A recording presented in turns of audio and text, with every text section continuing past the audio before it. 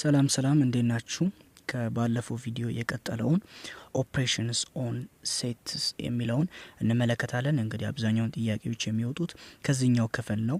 እንግዲህ ምንድነው የሚለውን እንመለከታለን። አንዳንድ ቃላቶችን እንዲሁም ደግሞ እንዴት አድርገን መስራት እንዳለብንም የምንወያይ ይሆናል። እሺ፣ ኦፕሬሽንስ ኦን ሴትስ ኢማጂን ዊ ሃቭ ቱ ሴትስ ይለናል። ኤ እና ቢ። ኤ ሴት፣ ቢ ደግሞ ሴት፣ ሁለቱም ሴት ናቸው። ስለዚህ በእነዚህ ውስጥ የሚገኙ አባላትን ይነግረናል። በኤ ውስጥ 1 2 3 4 አለ። በቢ ውስጥ ደግሞ 3 4 5 6 አለ። እሺ ሌትስ ፐርፎርም ኦፕሬሽንስ ኦን ዜም። አንዳንድ ኦፕሬሽኖችን እንስራ።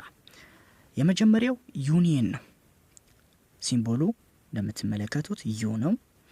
ምን ማለት ነው? ኮምባይን ኦል ኤሌመንትስ ፍሮም ቦዝ ሴትስ ከዛ ብራኬት ውስጥ ኖ ሪፒትስ ይለናል። ዩኒየንን ስንጠቀም ሁለቱን ለማደባለቅ ነው።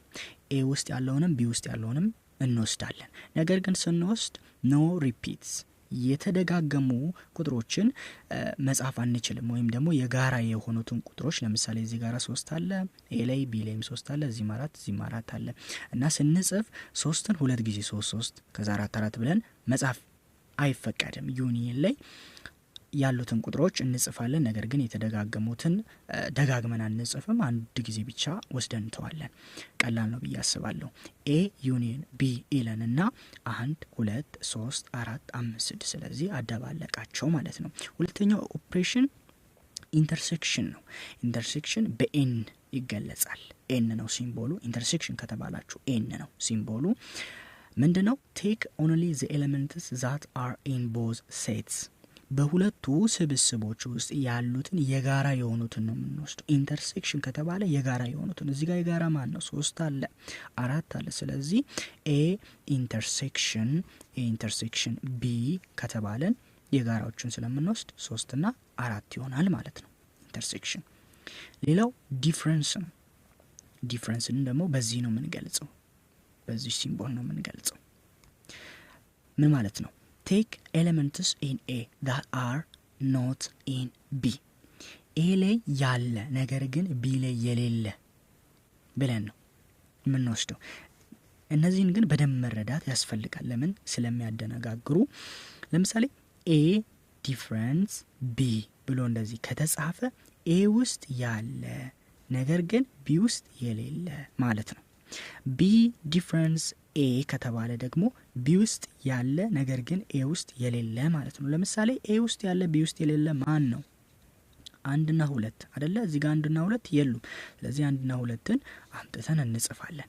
ቢ ውስጥ ያለ ኤ ውስጥ ደግሞ የሌለ ካልን ማን ነው? 5 እና 6 እንደምትመለከቱት እዚህ ጋር 5 አለ 6 አለ፣ እዚህ ውስጥ ግን ኤ ውስጥ የለም። ስለዚህ በዚህ አይነት መልኩ ዲፍረንስን መጻፍ እንችላለን ማለት ነው። መጻፍ እንችላለን። ሌላው ሳይሜትሪክ ዲፍረንስ ነው። ሳይሜትሪክ ዲፍረንስ ማለት ምን ማለት ነው የሚለውን እንመልከት። ምን ይለናል? ቴክ ኤሌመንትስ ዛት አር ኢን ኤ ኦር ቢ ባት ኖት ኢን ቦዝ። ኤ ውስጥ ያለውን እንወስዳለን፣ ቢ ውስጥ ያለውን እንወስዳለን። ነገር ግን የጋራቸውን እንተዋለን፣ አንጽፈው። መጀመሪያ ላይ ዩኒየን ላይ ግን ምንድነው የጋራ የሆነውን እንወስዳለን ብለናል። አንደጋግመውም እንጂ የጋራ የሆነውን ወስደን እንጽፋቸዋለን። ሳይሜትሪክ ዲፍረንስን ከዩኒየን የሚለየው ነገር ምንድነው? የጋራ የሆኑትን እንተዋለን። የጋራ የሆኑትን እንተዋለን። ቴክ ኤሌመንትስ ዛት አር ኢን ኤ ኦር ቢ ባት ኖት ኢን ቦዝ ይለናል። ለምሳሌ እንመልከት። እዚህ ጋር ኤ ሳይሜትሪክ ዲፍረንስ ቢ ስንል 1 2 3 እና 4ን ትቷቸዋል። ለምን? ኤ እና ኤ ውስጥም ቢ ውስጥም ስለሚገኙ የጋራ ናቸው። እንተዋና 5 6 ብሎ ደግሞ ይጽፍልናል። ስለዚህ ሳይሜትሪክ ዲፍረንስ ማለት የጋራ የሆኑትን በመተው ማደባለቅ ብላችሁ ተወስዱታላችሁ። ልክ እንደዛ ነው። ሌላው ኮምፕሊመንት የሚባል ኦፕሬሽን ደግሞ አለ። የአሰራር አይነት አለ። ኮምፕሊመንትን ስንጽፍ ሲምቦሉ ለምሳሌ ሲ የሚባል ስብስብ ከሆነ የሲ ኮምፕሊመንት ከተባለ ከላይ እንደዚህ አይነት ነገር ኮሎን ነገር እናስቀምጥበታለን። የቢ ደግሞ ቢ ኮምፕሊመንት ከተባለ ቢ አድርገን ከላይ እንዲች አይነት ነገር እናስቀምጣለን። የኤ ኮምፕሊመንት ከተባለ ኤ አድርገን እዚች ጋር እንዲች አይነት ነገር እናስቀምጣለን። ይቀጥላል ማለት ነው። እንደዛ ነው የምናደርገው። ምንድነው የሚለን? ቴክ ኤሌመንትስ ዛት አር not in A but are in the universal set ዩኒቨርሳል ሴት ውስጥ የሚገኙትን ወይም ደግሞ ዩኒየን ላይ የሚገኙትን ሴቶች ላይ ያሉትን ቁጥሮች እንወስዳለን። ግን ኤ ውስጥ ያሌሉትን ነው የምንወስደው። ምን ማለት ነው? ግልጽ ላድርግላችሁ። ለምሳሌ ዩኒየን ብለን እኛ ወይም ደግሞ ዩኒቨርሳል ሴት ብለን የወሰድነው 1 2 3 4 እስከ 8 ያለውን ቁጥር ቢሆን ኤ ኮምፕሊመንት ማለት ይለናል። ኤ ኮምፕሊመንት ማለት ይለናል። እንግዲህ መጀመሪያ ላይ የኤ ውስጥ ያሉት 1 2 3 4 ናቸው። እስከ 4 ድረስ ያለውን ነው ኤ የሚይዘው። ስለዚህ ኤ ኮምፕሊመንት ስንል እነዚህን ቁጥሮችን በመተው ግን ዩኒየን ውስጥ ያሉትን ወይ ዩኒቨርሳል ሴት ውስጥ ዩኒቨርሳል ሴት ነው እቺ ዩኒቨርሳል ሴት ነው የምትባለው። ዩኒቨርሳል ሴት ውስጥ ያሉትን እንወስዳለን። ግን የኤ አባል ያልሆኑትን ነው የምንወስደው። ስለዚህ የኤ አባል ከ1 እስከ 4 ድረስ ነው ያለው። ስለዚህ ከ5 እስከ 8 ያለው ይጻፋል ማለት ነው። ኤ ኮምፕሊመንት ማለት የኤ የሆኑትን ትተን የኤ ያልሆኑትን ስንጽፍ ግን ዩኒቨርሳል ሴት ውስጥ ያሉትን ስንጽፍ ኤ ኮምፕሊመንት ይሆናል ማለት ነው። በዚህ አይነት መንገድ ነው አንድን ኦፕሬሽን የምንሰራው ማለት ነው። እሺ ሌላኛው የዚህ ዩኒት የመጨረሻው ርዕስ የሚሆነው ቬን ዲያግራምስ ነው። ቬን ዲያግራም ማለት ምን ማለት ነው? A Venn diagram is a picture ስዕል ነው that shows how sets relate to each other አንዱ ስብስብ ከሌላው ስብስብ ጋር እንዴት ነው የሚዛመዱት የሚለውን በቬን ዲያግራምስ ነው የምናሳየው። We usually draw a big rectangle for universal set ይህን የምታዩትን ትልቁን ሬክታንግል የምንስለው ለማን ነው? ለዩኒቨርሳል ሴት ነው። ለምን? ኤ ውስጥም ያሉትን ቢ ውስጥም ያሉትን አጠቃሎ ስለሚይዝ በሬክታንግል እናስቀምጠዋለን። for universal set and circles for the sets ለስብስቦቹ ደግሞ ለኤ ስብስብ እንደዚህ በሰርክል ለቢ ስብስብ ከሆነ እንደዚህ በሰርክል አድርገን እናስቀምጣለን። ስለዚህ ያላቸውን ጥምረት ለማሳየት እንጠቀምበታለን ማለት ነው። ምንድነው የሚያዛምዳቸው ነገር የሚለውን በፒክቸር መልኩ እንደዚህ ስለን እናስቀምጣለን። ማዛምዳቸውም ከሆነም ችግር የለም። ግን አሁን ይሄ ምን ማለት ነው የሚለውን እስቲ ለመመልከት እንሞክር። ኤ ሴት ውስጥ አሁን እነማን አሉ ብትባሉ እነማን ትላላችሁ? እንግዲህ እቺ ሰርክል ናት ያለችው ሰርክሏ እንደምታዩ። ስለዚህ ኤ ውስጥ ማን አለ? ኤ ውስጥ ማን አለ? ኤ ብለን እንጻፍ። ኤ እኩል ይሆናል ማን አለ? አንድ አለ፣ 2 አለ፣ 3 አለ፣ 4 አለ፣ 2 አለ፣ 3 አለ፣ 4 አለ። ከዛ እቺ ሰርክል እንደዚህ አይደል የመጣችው 5 6 7ም አለሽ። ከዛ 5 6 7 እናስቀምጣለን። እሺ ቢ ውስጥስ ማን አለ? ቢን እናስቀምጥና ከትንሽ ወደ ትልቁ እየጻፍን ስለሆነ 5 6 7ም አለች እዚህ ጋር ተጠቃለላለች። ሰርክሏ እንዲህ ነው የመጣችው። ስለዚህ 5 6 7 ከዛ 8 ከዛ 9 ከዛ 10 ስለዚህ ስብስባቸውን ጻፈን ማለት ነው። ኤ ውስጥም ቢ ውስጥም ያሉትን። እሺ ይሄ ነው እንግዲህ አጠቃላይ ሐሳቡ። ሌላው ምን እንመልከት መሰላችሁ? look at this example visually ለና the overlapping part overlap ያደረጉበት ፓርት እቺኛዋ ይሄም እዚህ ጋር መጥቶ የኤን ፓርት ነክቷል፣ እዚህ ጋር ደግሞ ይሄኛው መጥቶ ቢ ፓርት ነክቷል። ይሄ በሚሆንበት ጊዜ የጋራ የሆነ ነገር አላቸው። ኦቨርላፕ ሲደራረጉ የጋራ የሆኑ ቁጥሮችን በውስጣቸው ያዙ። እነማንን? 5 6 7 ያንን ደግሞ እኛ ከዚህ በፊት ኦፕሬሽን ላይ ምን ብለናል? ኢንተርሴክሽን ብለናል። ያ ኢንተርሴክሽን በምንድን ነው የሚገለጸው? በኤን አይደለ? ኤ ኢንተርሴክሽን ቢ እንላለን።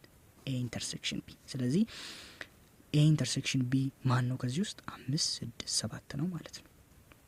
ይሄንን ያሳያል። ስለዚህ በፒክቸር መልኩ ለመግለጽ ከፈለግን እንደዚህ አይነት ፒክቸር ነው የሚሆነው። ኦቨርላፕ የተደረጉበት ፓርት ኢንተርሴክሽን ይባላል።